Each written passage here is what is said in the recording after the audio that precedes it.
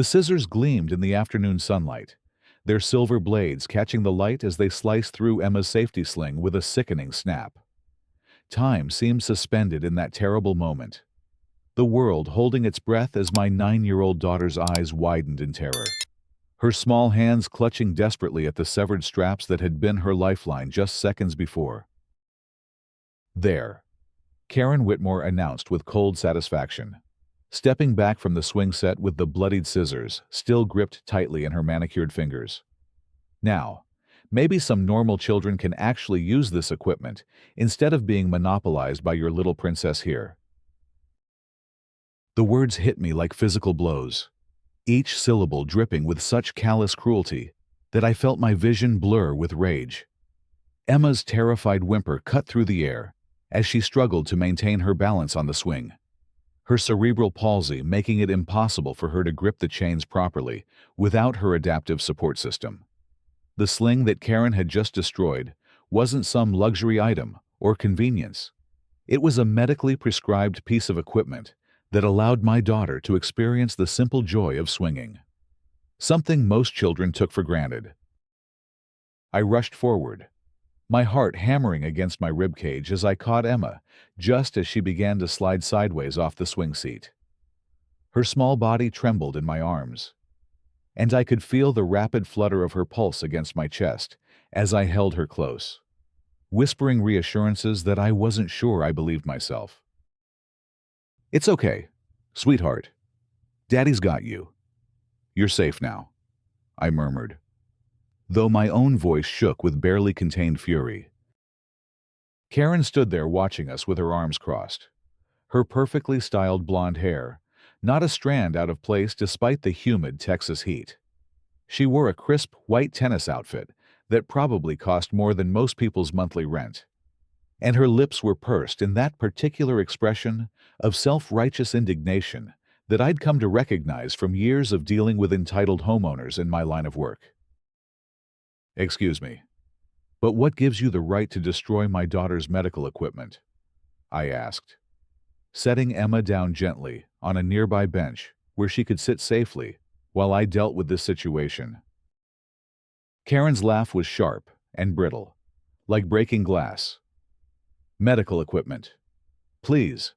That's nothing more than a fancy baby seat for a child who's far too old to need such coddling. This playground has rules. Mr.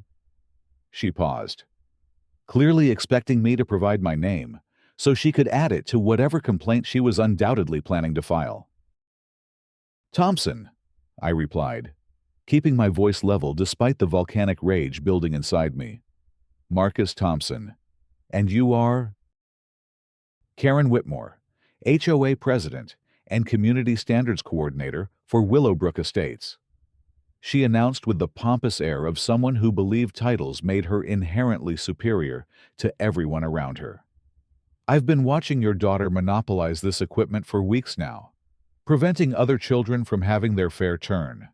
The HOA handbook clearly states that playground equipment must be shared equally among all residents." I glanced around the empty playground, noting that Emma was literally the only child present. The afternoon sun beat down on the pristine artificial turf and carefully maintained landscaping of our upscale neighborhood, where every blade of grass was required to meet specific height requirements, and every mailbox had to conform to approved color schemes. "I don't see any other children waiting to use the swing," I observed, gesturing to the vacant playground equipment scattered around us. Karen's face flushed a deep shade of red that clashed horribly with her perfectly applied makeup. "That's not the point. The point is that your daughter has been using that swing for 23 minutes straight. I timed it. The community guidelines recommend 15-minute intervals to ensure fair access for all children." "She has cerebral palsy," I said slowly, as if speaking to someone who might not understand basic human decency. "The sling you just destroyed was prescribed by her physical therapist to help her access playground equipment safely. Without it, she can't use the swings at all." For just a moment, I saw something flicker across Karen's face, Perhaps a brief shadow of doubt or recognition of what she'd done. But it vanished as quickly as it had appeared, replaced by her usual mask of righteous indignation. "Well, that's not my problem," she snapped. "If your daughter has special needs, then perhaps she should be using special facilities designed for children like her, not taking up space in a community playground meant for normal children.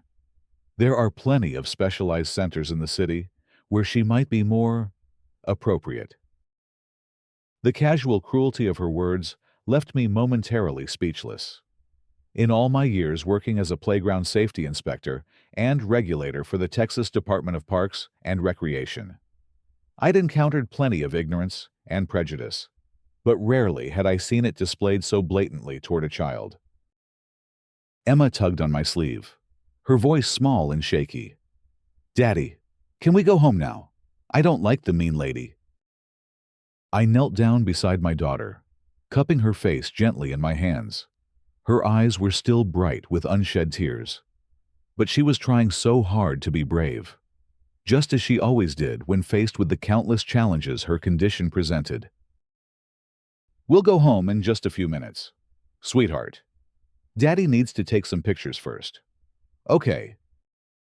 Emma nodded solemnly, understanding that this was somehow important, even if she didn't grasp all the details. I pulled out my phone and began documenting the scene, taking photos of the severed sling, the scissors still clutched in Karen's hand, and the swing set itself. "What do you think you're doing?" Karen demanded, moving to block my view of the evidence. "Documenting a crime scene," I replied matter-of-factly, continuing to photograph everything from multiple angles. Destruction of medical equipment, endangering a disabled child, potential assault charges depending on how the district attorney views your actions. Karen's laugh was even more shrill this time. "Crime scene. You're being ridiculous. I simply removed some unauthorized equipment that was being used to monopolize community resources. If anything, you should be thanking me for helping enforce the HOA regulations that keep our property values high and our community standards intact." I finished taking my photographs and slipped the phone back into my pocket, making sure to activate the voice recording app first. Something told me I was going to need a complete record of this conversation. "Tell me, Mrs. Whitmore, have you ever read the Americans with Disabilities Act?" Her expression grew suspicious. "Of course I have. What does that have to do with anything?" "I'm curious about your interpretation of reasonable accommodations for disabled individuals in community spaces," I continued, keeping my tone conversational and professional. Karen straightened her shoulders, clearly feeling she was on solid legal ground. "The ADA requires reasonable accommodations. Yes, but not at the expense of other community members' rights. Your daughter doesn't have the right to monopolize equipment that should be shared equally among all children. That's not reasonable. That's preferential treatment." "Interesting perspective," I said, pulling out my business card and handing it to her. "You might want to discuss that interpretation with your HOA legal counsel." Karen glanced at the card, and I watched her face go through a series of expressions as the words sank in. Her smugness faltered, replaced first by confusion, then by dawning horror as she read my title aloud. Marcus Thompson, Senior Playground Safety Inspector and ADA Compliance Regulator, Texas Department of Parks and Recreation. Her voice became progressively smaller with each word until she was barely whispering by the end. "That's correct," I confirmed. "I'm the person responsible for ensuring that all public and community recreational facilities in this district comply with federal disability access requirements. I'm also the person who conducts safety inspections of playground equipment and investigates incidents involving potential violations of disabled individuals' rights." The color drained from Karen's face so rapidly I thought she might actually faint. The scissors clattered to the ground as her hands went limp, and she took several stumbling steps backward. I didn't know. I mean, how was I supposed to? She stammered, her earlier confidence evaporating like morning mist. You weren't supposed to know, I replied calmly. You were supposed to treat a disabled child with basic human decency, regardless of who her father happened to be. You were supposed to think before you acted. You were supposed to consider the consequences of destroying medical equipment that belongs to a 9-year-old girl who just wanted to swing on the playground like any other child. I knelt down and picked up the severed sling, examining the clean cuts that showed clear evidence of premeditation. This wasn't an accident or a moment of poor judgment. Karen had brought scissors to the playground with the specific intention of destroying Emma's adaptive equipment. The quality of these cuts suggests you've been planning this for some time, I observed, holding up the damaged straps. These are clean, deliberate slices, not the rough tears you'd expect from a spur-of-the-moment decision. How long have you been carrying scissors around, waiting for the right moment to attack a disabled child's safety equipment? Karen's mouth opened and closed several times, but no sound emerged. She looked like a fish, gasping for air, her perfect composure completely shattered.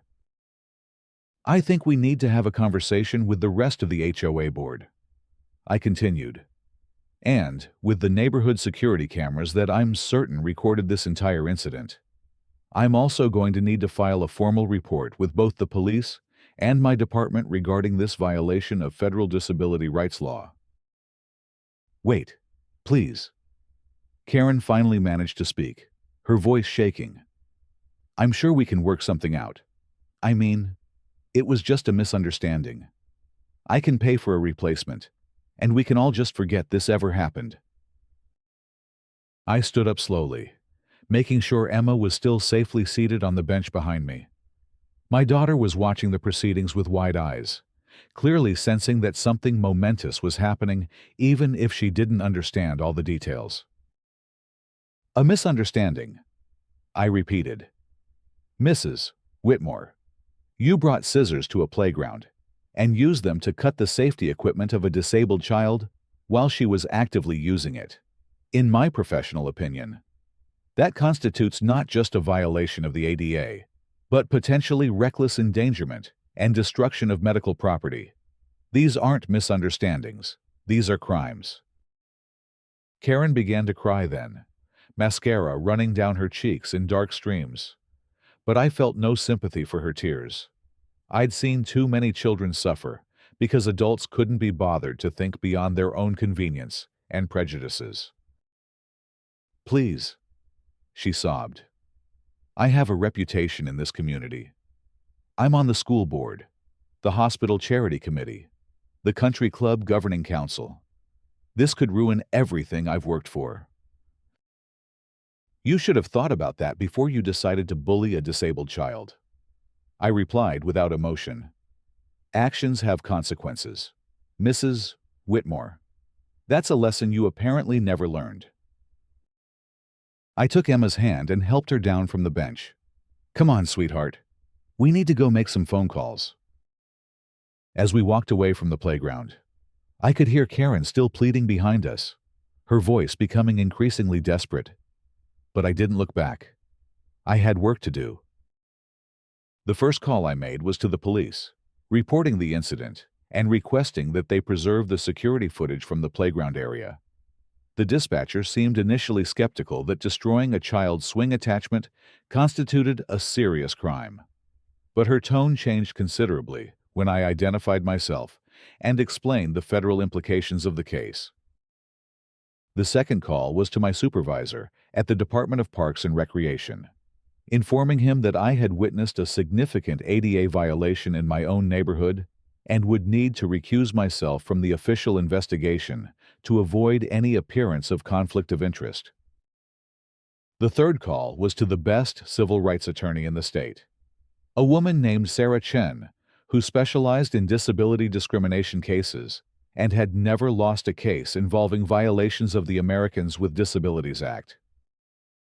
While I was making these calls, Emma sat quietly coloring in her sketchbook, occasionally looking up to ask questions about what was happening.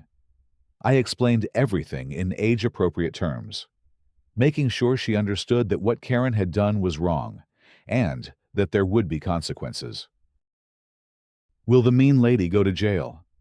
"Daddy," Emma asked. Her crayon paused over a drawing of herself on a swing. "I don't know, sweetheart," I admitted. "But she's definitely going to have to answer for what she did. And we're going to make sure that nothing like this ever happens to you or any other child again." The police arrived within 20 minutes, led by Detective Rodriguez, a woman I'd worked with before on playground safety violations that had resulted in injuries. She listened to my account of events with growing anger, particularly when I showed her the photographs and played back the audio recording of Karen's statements. "Jesus Christ," she muttered after hearing Karen refer to Emma as not normal and suggest she should use special facilities instead of the community playground. "Some people really are just garbage human beings, aren't they?" We walked back to the playground where Karen was still standing, now surrounded by several neighbors who had emerged from their houses to see what was happening. I could hear fragments of conversations as people tried to piece together what had occurred. "I heard shouting and came out to see Karen with scissors," one woman was saying. "She cut something belonging to that little girl with cerebral palsy," another voice added. "Karen did what? But that child is so sweet. She always waves when she sees me." Detective Rodriguez approached Karen with professional courtesy, but unmistakable authority. "Mrs. Whitmore, I'm Detective Rodriguez with the County Sheriff's Office. I understand there was an incident here this afternoon involving the destruction of a child's medical equipment." Karen immediately began talking, the words tumbling out in a desperate rush. "Officer, I can explain everything. This has all been blown completely out of proportion. I was simply trying to enforce community standards. And this man is making it sound like I committed some kind of horrible crime. His daughter was monopolizing the playground equipment, and I just removed some unauthorized attachments that were preventing other children from having fair access." Detective Rodriguez listened patiently, making notes in her pad. When Karen finally ran out of steam, the detective asked quietly, "Mrs. Whitmore, are you telling me that you brought scissors to a children's playground with the intention of cutting a disabled child's safety equipment?" "Well, when you put it like that, it sounds—" Karen began, then stopped as she realized how her actions sounded when stated so plainly. "It sounds like what it was," Detective Rodriguez said firmly. "Destruction of medical property, reckless endangerment of a minor, and potentially a hate crime if we determine that your actions were motivated by prejudice against individuals with disabilities." The detective turned to me. "Mr. Thompson, I'm going to need you to come to the station tomorrow to give a formal statement. I'll also need copies of all your photographs and recordings. In the meantime, we'll be collecting the security footage from the neighborhood association and interviewing any witnesses who may have observed the incident." Over the next several days, the story began to spread throughout our community and beyond. The neighborhood security cameras had indeed captured the entire incident in crystal clear detail, including footage of Karen retrieving scissors from her purse and approaching the swing set with obvious intent. The video also showed her standing and watching for several minutes before making her move, further proving premeditation. Sarah Chen, the civil rights attorney, agreed to take our case after reviewing the evidence. She was particularly interested in Karen's recorded statements about Emma not being normal and her suggestion that disabled children should be segregated into special facilities. This is exactly the kind of thinking that the ADA was designed to combat. Sarah explained during our initial consultation. The law doesn't just require physical accessibility, it also protects against discriminatory attitudes and actions that attempt to exclude disabled individuals from community life. The HOA board called an emergency meeting 3 days after the incident. Karen had apparently been making frantic phone calls to board members, trying to present her version of events and minimize the seriousness of what had occurred. However, her efforts backfired spectacularly when board members began receiving calls from neighbors who had witnessed the incident or heard about it secondhand.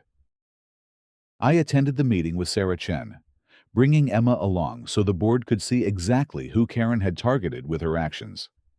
Emma wore her favorite purple dress and carried a small folder containing drawings she'd made of herself, playing on various playground equipment. The meeting was held in the community center, a sterile room with fluorescent lighting and uncomfortable folding chairs arranged in neat rows. About 30 residents attended, far more than the usual 5 or 6 who bothered to show up for regular HOA meetings. Karen sat at the front table with the other board members, her usual confident demeanor replaced by obvious anxiety. She avoided making eye contact with Emma or me, instead staring down at a stack of papers as if they contained the secrets of the universe. Board President Robert Chen, no relation to our attorney, called the meeting to order and immediately addressed the elephant in the room. "We're here tonight to discuss the incident that occurred at the community playground 3 days ago," he began. "I want to start by saying that the board takes this matter extremely seriously, and we are committed to ensuring that all residents feel safe and welcome in our community." He gestured toward Emma and me. "Mr. Thompson, would you like to address the board regarding what happened?" I stood up, keeping one hand on Emma's shoulder for support, both hers and mine. "Thank you, Mr. Chen. I want to start by introducing my daughter Emma, who is 9 years old and loves to draw, read chapter books about dragons, and play on the playground like any other child her age." I paused to let that sink in before continuing. Emma has cerebral palsy, which affects her muscle coordination and balance. Her physical therapist prescribed an adaptive sling that allows her to use playground swings safely. On Tuesday afternoon, while Emma was enjoying the playground that we all pay for through our HOA fees, Karen Whitmore approached her with scissors and deliberately cut her safety equipment, endangering my daughter and destroying medical property. A murmur of anger rippled through the assembled residents. I could see several people shaking their heads in disgust. I have video evidence, audio recordings, and photographs documenting everything that occurred. I continued. I also have Ms. Whitmore's own statements explaining her motivations, which included referring to my daughter as not normal and suggesting that disabled children should be segregated into special facilities rather than using community playground equipment. The murmurs grew louder, and I saw several residents turning to stare at Karen with obvious disapproval. Karen herself had gone pale and was gripping the edge of the table so tightly her knuckles had turned white. As a professional who works in playground safety and ADA compliance, I can tell you that Ms. Whitmore's actions constitute multiple violations of federal law. But, as Emma's father, I can tell you that what she did was simply cruel. She terrorized a child whose only crime was existing with a disability in a space that Karen felt should be reserved for children she deemed more worthy. I sat down to scattered applause, my heart pounding from the combination of anger and adrenaline that still surged through me whenever I relived that afternoon. Sarah Chen stood next, her professional demeanor commanding immediate attention.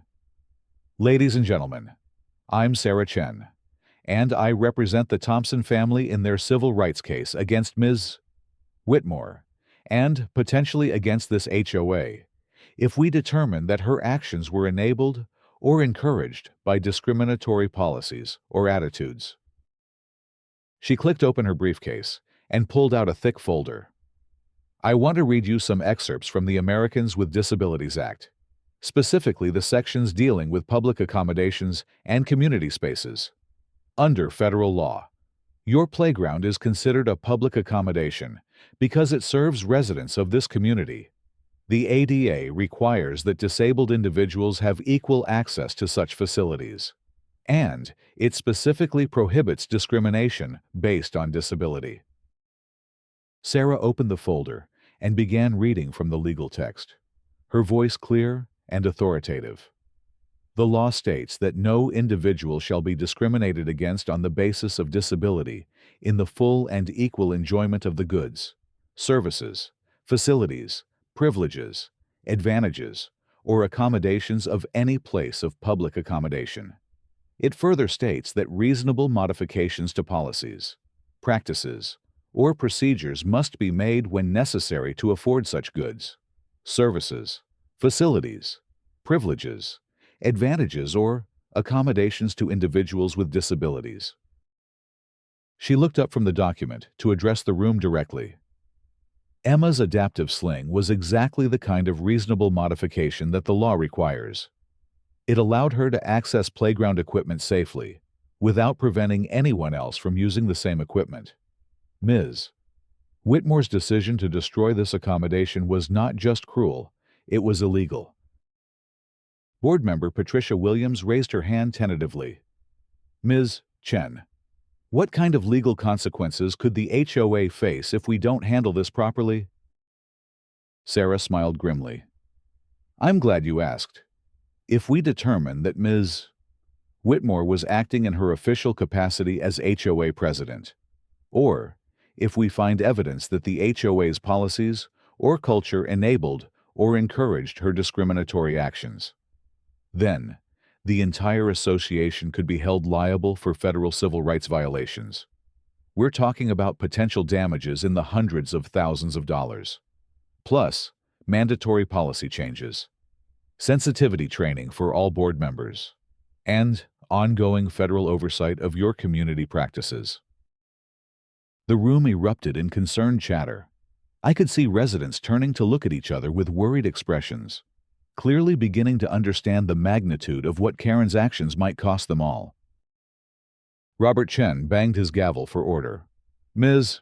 Whitmore, I think it's time we heard your side of this story. Karen stood slowly, her hands visibly shaking as she approached the podium. When she spoke, her voice was barely above a whisper, forcing everyone to strain to hear her words. I want to start by saying that I never intended to hurt anyone. She began. I was simply trying to ensure fair use of community resources according to the guidelines in our HOA handbook. She paused, seeming to gather her courage before continuing. I had observed Emma using the swing for extended periods, and I was concerned that other children might not have adequate access to the equipment. I admit that my approach was inappropriate. I should have spoken with Mr. Thompson directly, rather than taking action on my own. Sarah Chen stood up. Ms. Whitmore, are you denying that you told Mr. Thompson his daughter wasn't normal and should use special facilities instead of the community playground? Karen's face flushed red. Those words were taken out of context. I was simply suggesting that there might be specialized facilities better equipped to meet Emma's needs. Specialized facilities, Sarah repeated. You mean segregated facilities, separate facilities, the kind of separate but equal approach that this country rejected decades ago, when we decided that all children deserve access to the same opportunities and experiences. The room had gone completely silent. Even the air conditioning seemed to have stopped humming. I think, said Board Member James Park quietly, that we need to have a serious discussion about Ms. Whitmore's continued service on this board. What followed was the most contentious HOA meeting in Willowbrook Estates' 15-year history. Board members and residents spoke passionately about their community values, their legal obligations, and their moral responsibilities to all residents regardless of ability or disability. Resident after resident stood to speak in support of Emma and our family. Maria Santos, whose own son had autism, talked about the importance of inclusive community spaces. Retired teacher Helen Morrison described her decades of working with disabled students and the damage that segregationist attitudes could cause. Even some residents who admitted they'd never really thought about disability issues before said that Karen's actions had opened their eyes to prejudices they hadn't realized existed in their own community. Karen attempted to defend herself several times, but each explanation only made her sound worse. She talked about property values and community standards and the need to maintain the neighborhood's reputation. But she couldn't address the fundamental cruelty of what she'd done to a 9-year-old child. Finally, Robert Chen called for a vote of no confidence in Karen's leadership. The motion passed by a margin of 28-2, with Karen herself and one longtime friend being the only dissenting votes. Ms. Whitmore, Robert said formally, the board hereby removes you from your position as president and from all committee appointments. We also recommend that you consider whether continued residence in this community is in anyone's best interests, given the legal and financial consequences your actions may have for all of us. Karen left the meeting in tears, but I felt no satisfaction in her downfall.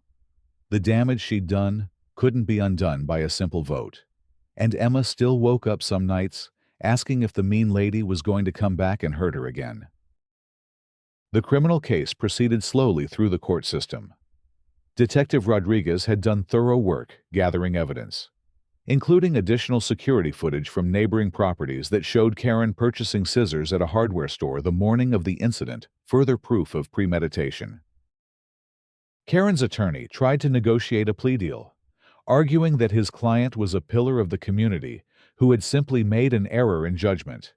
But the district attorney, influenced by the clear evidence of planning and the federal civil rights implications, refused to accept anything less than a guilty plea to charges of destruction of medical property and reckless endangerment.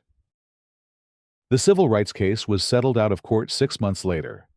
Karen agreed to pay substantial damages to cover Emma's medical expenses, therapy costs, and educational support related to the trauma she'd experienced. She also agreed to participate in disability awareness training and to perform community service with organizations that support disabled children. More importantly, the HOA implemented comprehensive new policies ensuring accessibility and inclusion for all residents. They installed additional adaptive playground equipment, created clear guidelines for accommodating disabled community members, and established mandatory training for all board members on disability rights and federal law compliance. Emma got a new swing sling, one that was even better than her original equipment. But more than that, she got something invaluable, a community that had rallied around her and demonstrated that she belonged, that she was valued, and that her rights would be protected. On a warm evening in late spring, almost a year after the incident, I sat on a bench watching Emma play on the playground. She was laughing as she swung higher and higher, her face bright with joy and freedom. Other children played nearby, and I noticed how naturally they included her in their games, asking if she wanted to join them on the monkey bars or inviting her to play tag. A shadow fell across the bench, and I looked up to see Maria Santos approaching with her son Diego. "Mind if we join you?" she asked, settling onto the bench beside me as Diego ran off to play with Emma and the other children. "Of course not," I replied, making room for her.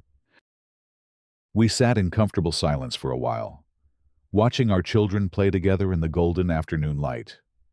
Finally, Maria spoke. "You know, I never thanked you properly for what you did," she said quietly. "Not just for Emma, but for all of our kids. You could have just handled this privately, kept it between lawyers, and moved on. But you made sure the whole community learned something important." I shook my head. I didn't do anything special. I just protected my daughter the way any parent would. No, Maria insisted. You did more than that. You educated an entire neighborhood about acceptance and inclusion. You showed people that disabled children aren't burdens or problems to be hidden away. They're just kids who deserve the same opportunities as everyone else. She pointed toward the playground, where Emma was helping a younger child reach the monkey bars. Look at her. She's not defined by what she can't do. She's defined by her kindness, her courage, her joy. Karen Whitmore couldn't see that because she was blinded by her own prejudices. But now everyone else can see it clearly. I felt tears prick at my eyes as I watched my daughter. This amazing little girl who faced every challenge with such grace and determination. She'd been through so much in her 9 years, but she remained kind and generous and full of hope for the world around her. The best revenge, I said softly, is a life well lived. Emma noticed us talking and waved from the top of the slide. "Daddy, watch this!" she called out, before sliding down with her arms raised in triumph. I waved back, my heart full of pride and love and gratitude for this community that had chosen to embrace my daughter rather than exclude her. Karen Whitmore had tried to diminish Emma, to make her feel unwelcome and unsafe in her own neighborhood. Instead, she had accidentally created an opportunity for growth, understanding, and positive change that made everyone stronger. As the sun began to set and the playground gradually emptied, Emma finally made her way over to where I was sitting. Her cheeks were flushed from playing, and her hair was disheveled from the wind. But her smile was radiant. "Did you have fun today, sweetheart?" I asked, helping her gather her things. "The best fun ever," she replied, slipping her small hand into mine. "Daddy, do you think the mean lady learned her lesson?" I considered the question carefully. Karen had served her community service hours, completed her sensitivity training, and moved to a different neighborhood. Whether she'd truly learned anything or simply learned to hide her prejudices better was impossible to know. "I think she learned that actions have consequences," I said finally. "And I think our neighbors learned something much more important, that every person in our community deserves to be treated with kindness and respect." Emma nodded solemnly, as if this made perfect sense to her 9-year-old worldview. "That's good," she said.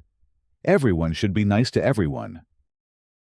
As we walked home, hand in hand, I reflected on how much had changed in the past year. Emma was more confident, more secure in her place in the community. Our neighbors had become real friends rather than distant acquaintances. And I had learned that sometimes the most important battles are the ones fought not with anger or hatred, but with patience, persistence, and an unwavering commitment to doing what's right. The playground behind us stood empty now, but it would be full again tomorrow with children of all abilities playing together, learning from each other, and building the kind of inclusive community that we all deserve to live in. And somewhere in that future, Emma would continue to swing higher and higher, reaching for dreams that no one, not Karen Whitmore, not anyone could ever cut away from her.